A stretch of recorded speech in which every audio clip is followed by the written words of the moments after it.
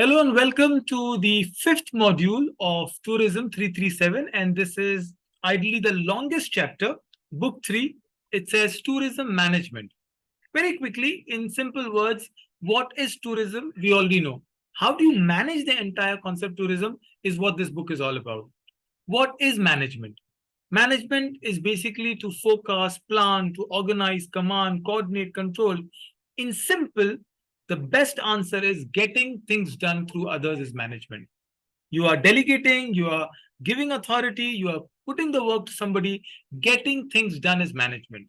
According to George Terry, management is a process of planning, organizing, activating, and controlling. Just remember these keywords, and in throughout, there's certain words is very easy if you remember. So planning, that is P-O, organizing, A, activating, and C, controlling. If you remember POAC, you will remember the entire concept of management. It is as simple as that. Today, what we'll do is we'll learn about management. We'll learn about this particular chapter in two parts. It's the longest chapter of the entire book. You do this and you are done. Has lots of concepts, theories, a lot of words to remember. Management is a three-tier activity. What are the three levels? Simple. If I put an entire triangle, and we'll learn about this another word in triangle in Maslow's theory. But triangle is number one, what do we do? The lowest level, the highest level, and the top level is board of directors, chairman, managing director. So right here, this is the top level here. And then the level which is supposed to implement the work. So after the board of directors, you have an entire team of people who will implement it. So that is the idea of second level. And the third level is people who will actually execute it. So the planning happens here, strategy happens here, and then execution happens at the third level. This is what management is about.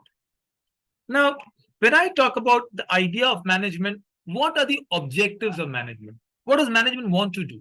Well, think about management as a simple concept in terms of clothes, right? So organization level of management, basically it is to put the entire system, it's an organizer. So in clothes, I have to wear a uniform to school or a business suit with a tie and a coat for a business meeting. At an organization level, that is what management is.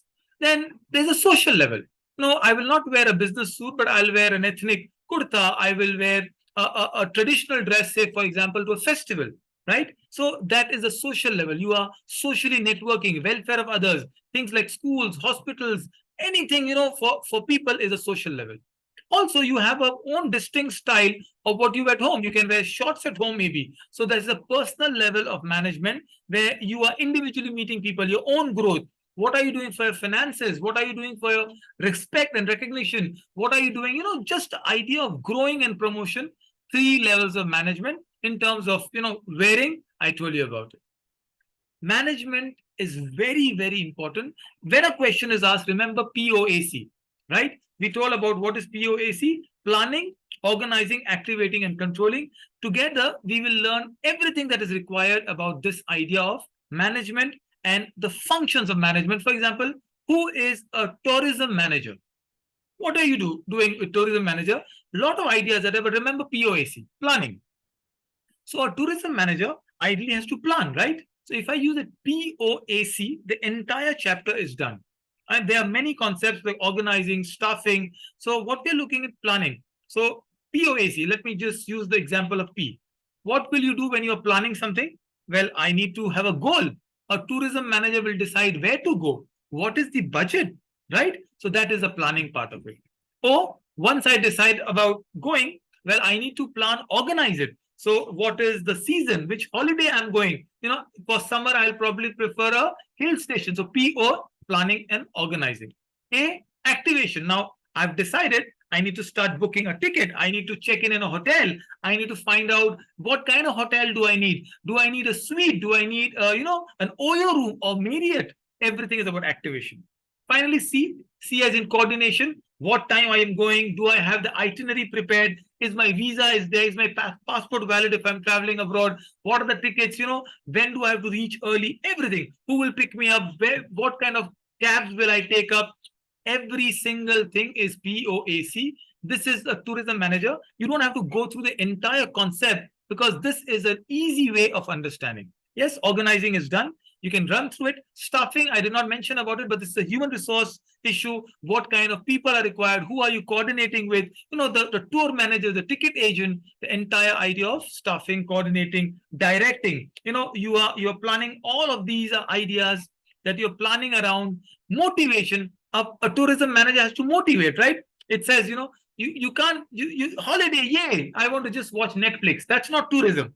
Tourism means I want to excite you about going out and really enjoying the cuisines, maybe of Hyderabad, maybe of Kolkata, maybe of Gujarat. So motivation is important. And finally, the controlling. There is a question, what do you mean by controlling? Well, controlling is like a yardstick.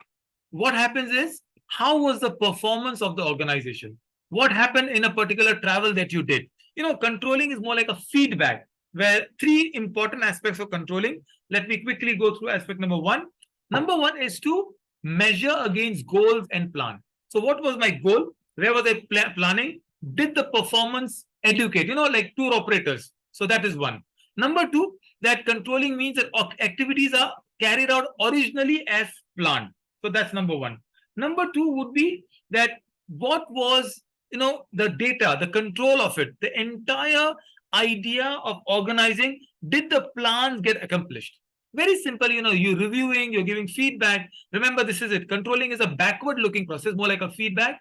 Very simple. You don't have to run too much, worry too much. This is all you need to do.